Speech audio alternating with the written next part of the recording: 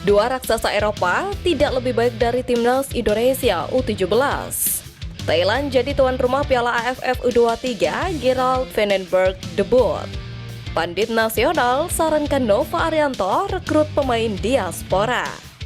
Namun sebelum kita lanjut, alangkah baiknya kalian tekan tombol like dan subscribe untuk channel ini ya guys, biar gak ketinggalan info terbaru. Dua raksasa Eropa tidak lebih baik dari timnas Indonesia U17. Meski gagal mempermalukan Korea Utara U17, fakta menunjukkan bahwa timnas Indonesia U17 telah melampaui dua raksasa Eropa. Hal itu terbukti ketika Spanyol dan Belanda gagal tampil di Piala Dunia U17 2025. Sebagaimana diketahui, timnas Spanyol senior dianggap sebagai salah satu negara kuat di dunia. La Furia Roja pernah memenangkan berbagai ajang dunia, yang terbaru Piala Eropa 2024. Namun, kesuksesan itu tidak ditularkan kepada level U17.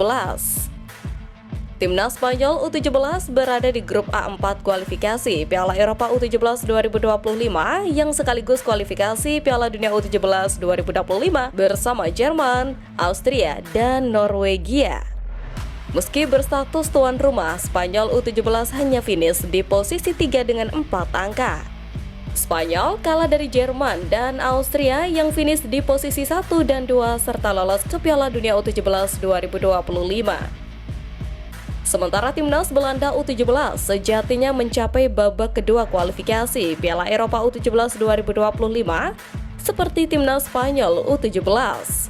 Untuk lolos ke Piala Dunia U17 2025, The Orange Muda harus finish sebagai juara grup atau menjadi 4 tim peringkat kedua terbaik. Sayangnya, dari dua cara tersebut, timnas Belanda U17 gagal merealisasikannya. Mereka hanya meraih 1 poin dan finish di posisi keempat grup A4 yang berisikan Portugal U17, Serbia U17, dan Hungaria U17. Untuk itu, kegagalan timnas Indonesia U17 melaju ke semifinal Piala Asia U17 sejatinya bukan hal yang perlu disesalkan. Sebab, skuad Garuda Asia masih memiliki kesempatan berbicara banyak di Piala Dunia U17 2025 mendatang. Sementara wakil ASEAN yang kerap meremehkan tim merah putih seperti Vietnam, Malaysia, dan Thailand hanya menjadi penonton saja.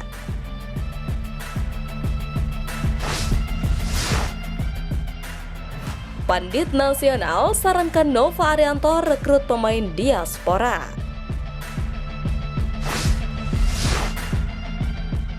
Keberhasilan timnas Indonesia U17 menembus Piala Dunia U17 2025 menjadi perhatian tersendiri bagi para pengamat sepak bola nasional. Semangat kebangkitan pun dilontarkan usai skuad Garuda Asia gagal mempermalukan Korea Utara. Tak terkecuali dari Bungkus yang lebih memilih fokus menatap laga bergengsi di pentas dunia ketimbang menyoroti kesalahan pelatih seperti yang dilontarkan pandit lokal lainnya. Bungkus menilai ada beberapa faktor yang membuat timnas Indonesia U17 mampu bersaing di Piala Dunia U17 mendatang. Salah satunya ialah ia beranggapan bahwa PSSI perlu menambah kekuatan skuad Garuda Asia dengan mendatangkan pemain-pemain berkualitas.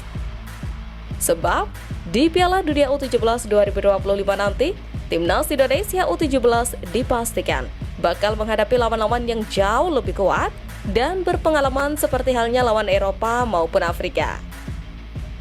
Secara skill, pemain yang ada lumayan bagus. Tapi untuk bersaing di Piala Dunia, kita juga butuh pemain dengan postur dan kualitas fisik yang lebih tinggi, ujar Bungkus.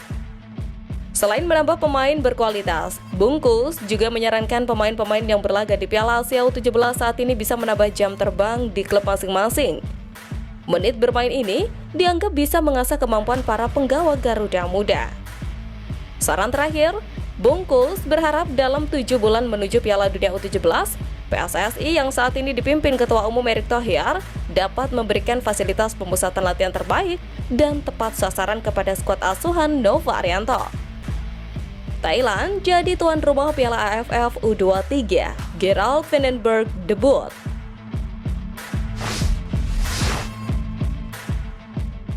Kabar menarik datang dari Asosiasi Sepak Bola Asia Tenggara yang kembali menunjuk Thailand sebagai tuan rumah Piala AFF U23 2025.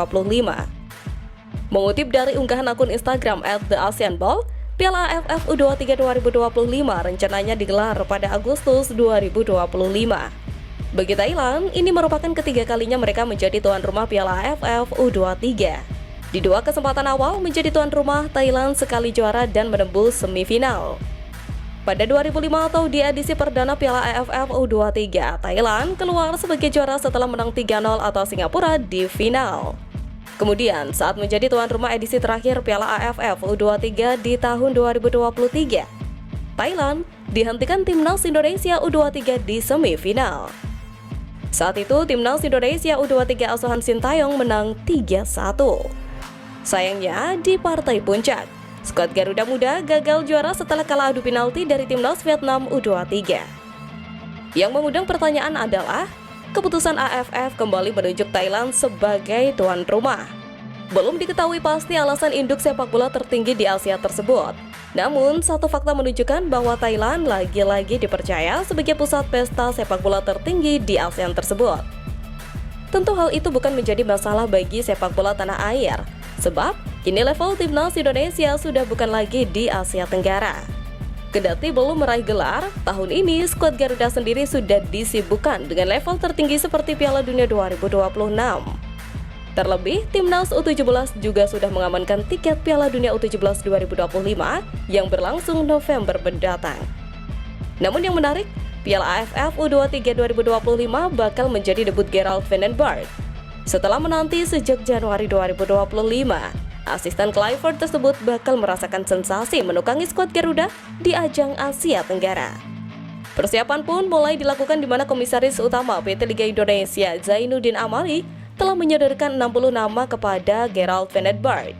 Sementara Gerald Vandenberg sendiri sudah mulai aktif memantau pemain yang berlaga di Liga 1.